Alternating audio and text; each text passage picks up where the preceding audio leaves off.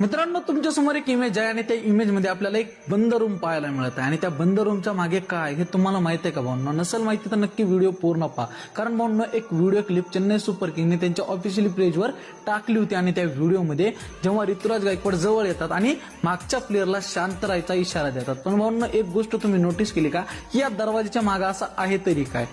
आणि या गोष्टीवर जेव्हा काही विचार केला ना त्यावेळेस असं वाटलं की भाऊंनो त्या गोष्टी मागे एक कारण असू शकतं, कारण एक जागा चेन्नई सुपर किंग मध्ये अजून पण बाकी आहे आणि ती जागा आहे कोचची. आणि यावेळेस जर चेन्नई सुपर किंगला कोच जो असेल ना, जे मागे IPL 2025 मध्ये आपण बोलला होता ना की चेन्नई सुपर किंगचे कोच यानंतर आपल्याला सुरेश रैना होताना दिसतील, मग मला असं वाटलं की या दरवाजाच्या मागे तेच असतील. ताकी चेन्नई सुपर किंगच्या टोटली पूर्ण अपडेटसाठी आपल्या पेजला फॉलो नक्की करा आणि यानंतर IPL 2026 गाजवायचा आहे त्यासाठी पण फॉलो नक्की करा.